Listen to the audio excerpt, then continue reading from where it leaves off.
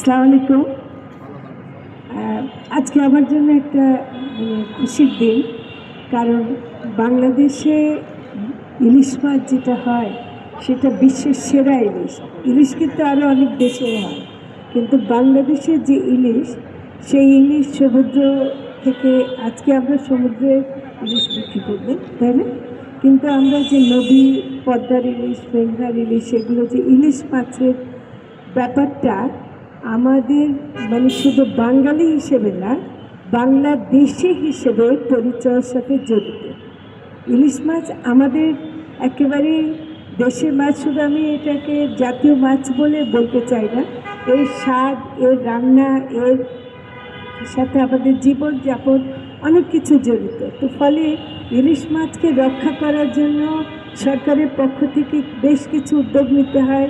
অনেকগুলো সময় মাছ ধরা বন্ধ রাখতে হয় এবং অনেকভাবে করতে হয়। কিন্তু একটা কথা, যে জনসাধারণ যেন ইলিশ মাছ খেতে পারে এবং সেটা যেন তাদের ক্রয়সীমার মধ্যে রাখা যায়, সেজন্য কিন্তু আমরা অনেক সময় পারি না। কারণ যেখানে দেখা যায় যে বাজারের মধ্যে যে ব্যবস্থা আছে তার মধ্যে দাম কমানো একটু কঠিন।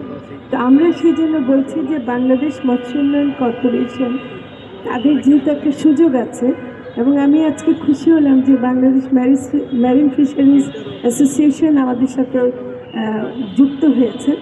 তারা যদি এই সাপ্লাইটা দিতে পারেন, আমরা অন্তত একটা প্রমাণ রাখতে চাই যে উৎস থেকে, মাছ ধরার জায়গা থেকে সরাসরি যদি আমরা বিক্রয়ের জায়গায় আনতে পারি, তাহলে এটার দাম কমানো সম্ভব। তার মানে মাঝখানে যতগুলো হাত বদল হয়, মাঝখানে যতগুলো মধ্যস্বত্ব ভাগ আছে, সেই ভাগটাকে কমাবার আমরা একটা প্রক্রিয়া শুরু করতে চাই। তো এটা আমাদের জানি যে খুবই ক্ষুদ্র উদ্যোগ, আপনারা নিশ্চয়ই সবাই সন্তুষ্ট হতে পারবেন না, কিন্তু অন্তত শুরু করি। আমরা মনে করি বাংলাদেশের মানুষের এই ইলিশ মাছ ক্রয়সীমার মধ্যে রেখে মানুষের পাওয়ার অধিকার আছে, সেজন্যই আমাদের এই চেষ্টা। তো আমরা এটা করব, আপনারা দোয়া করেন যেন আমরা কাজটা করতে পারি।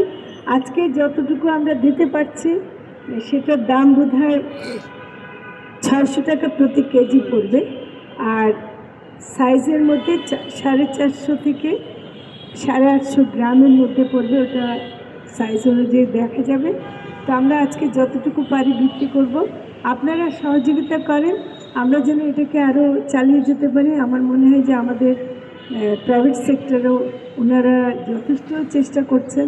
আমরা সব দিক থেকে যদি চেষ্টা করি, তাহলে সরকার এই যে একটা মানুষের যে একটা আকাঙ্ক্ষা, অন্তত ইলিশ মাছ খাওয়ার যে একটা ইচ্ছা, সেটা পূরণের জন্য আমরা করতে পারি। তো আপনাদেরকে অনেক ধন্যবাদ জানাচ্ছি আজকে আসার জন্য। এবং আমি আবারও বলছি, আমরা শুধু এইটুকুর মধ্যে সীমাবদ্ধ থাকবো না, আমরা আরও বেশি কী করে দিতে পারি সেটার চেষ্টা করে যাব। ধন্যবাদ।